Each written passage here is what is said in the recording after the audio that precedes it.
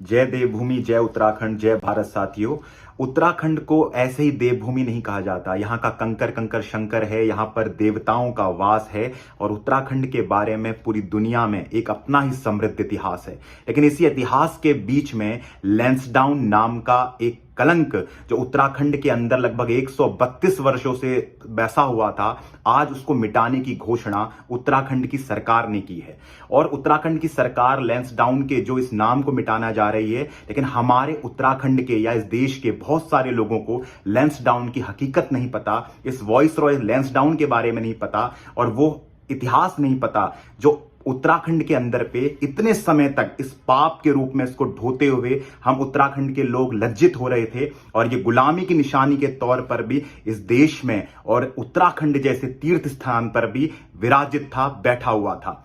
तो ये जो उत्तराखंड का इतिहास है लैंसडाउन, इसमें आप जानते हैं कि कालू डांडा इसका नाम पहले हुआ करता था साथियों, 132 वर्ष पूर्व जब लैंसडाउन की नजर इस धरती पर पड़ी। फिलहाल मैं बात आपको करना चाहता हूं कि इसका नाम बदलने की बहुत समय से मांगे चल रही थी और लगभग आज से 1 वर्ष पूर्व 13 नवंबर 2021 को मेरे पास आरटीआई की कॉपी पड़ी हुई है। ये आपको फ्लैश स्क्रीन में भी हो जाएगी और पूरी तरह से आरटीआई की कॉपी मेरे पास है। ये पोस्टल ऑर्डर है जो मैंने लगाया था और लगभग ये 13 नवंबर 2021 का है। इसमें मैंने सीधे तौर पे कई तरह के सवाल उत्तराखंड की सरकार से पूछे थे और साफ तौर पर ये सवाल बहुत ही पेचीदगी से भरे हुए थे, जिसमें सीधे 8 बिंदु इसमें थे जो आप इसमें देख सकते हैं स्क्रीन में। लेकिन मैं आपको बताना चाहता हूं कि इसमें जो प्रश्न निकल कर आते थे वो यही था कि लैंसडाउन नगर का नाम बदल पर यहाँ कैंट बनाते समय जमीन पर रहने वाले जो मूल निवासी यहाँ के लोग थे, हमारे पहाड़ी लोग, और ब्रिटिश सरकार में उनके संग क्या बर्बरता की गई थी, उनका जमीन को कहां, उनको जमीन छीन कर उनको कहां हटा दिया गया था, इसकी जानकारी दीजिए करके। कालू डांडा का नाम बदल लैंसडाउन करने से संबंधित क्या तात्कालिक समय का कोई डॉक्यूमेंट या ऑर्डर आदि की प्रतिलिपि उपलब्ध है तो वो उपलब्ध कराई जाए। और लैंसडाउन शहर एवं कैंट का नाम क्या बदला जा सकता है, ये 7वां बिंदु इसमें पूछा गया था, क्योंकि सीधे तौर पे हम इसको बदलने की प्रक्रिया जानना चाहते थे। लेकिन गजब की बात यह है कि उत्तराखंड की सरकार ने इस आरटीआई का कोई जवाब नहीं दिया और लगभग बड़े ही व्यस्ततम तरीकों से, मतलब मैं अपने जीवन में हम जो काम करते रहते हैं उसके बीच में इस आरटीआई को एकदम से साफ कर दिया गया और इसकी जानकारी हमारे तक नहीं पहुंच पाई साथियों।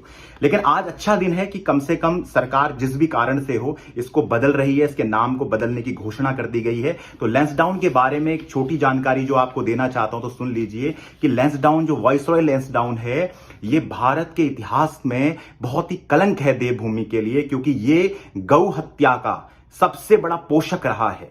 भारत के अंदर गोहत्या कराने का सबसे बड़ा अगर किसी को श्रेय जाता है जो वो लैंसडाउन को जाता है, वॉइसरॉय लैंसडाउन को।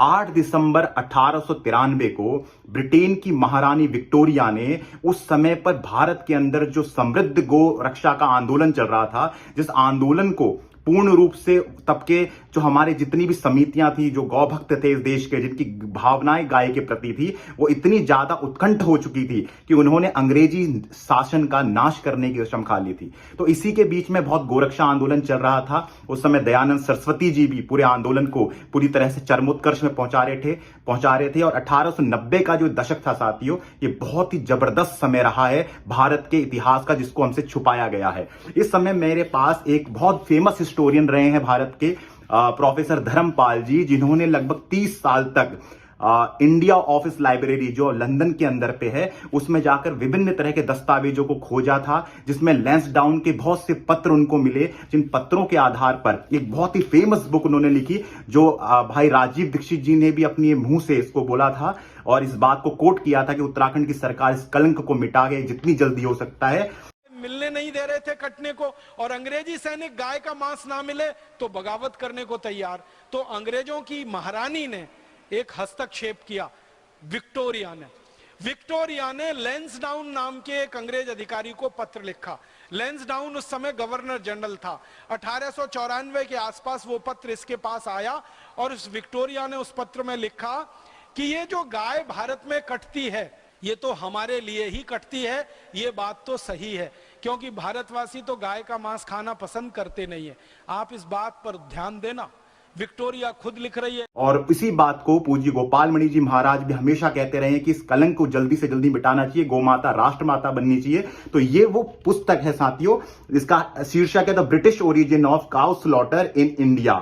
और इसमें सीधे तौर पे आप जो लाइन देख रहे हैं, ये मैं आपको स्क्रीन में फ्लैश भी हो जाएंगी बाद में, पर आप पढ़ सकते हैं जो मैंने आपको फ्लैश किया। इसमें सीधे तौर पे लिखा है, दो the Mohammedans cow killing is made the pretext of the agitation, it is in fact directed against us who kill far more cows for our army than the Mohammedans।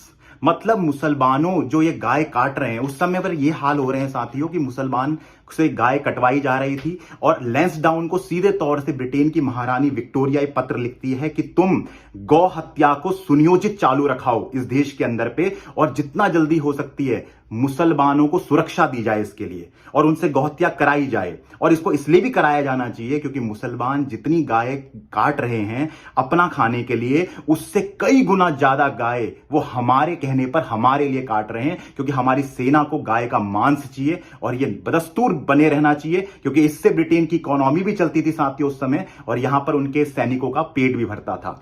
तो वॉइस रॉय एक ऐसा कलंक है इस देवभूमि के लिए, इस देश के लिए पूरा, जिसने गाय की हत्या, जिसकी बारे में बड़ी बातें इस देश के अंदर कही जाती है, गौ माता पे आंदोलन चलते हैं इस देश के अंदर पे, लेकिन उस गौ माता की पूरी हत्या को, सुनियोजित व्यवस्थित हत्या को, लगभग जो आजादी से पूर्व से इस देश में आज तक एक कलंक की तरह होती जा रही है, जिस पर कानून बनकर गौहत्या कराई जा रही है, उसका श्रेय इसी लैंसडाउन को जाता था साथियों।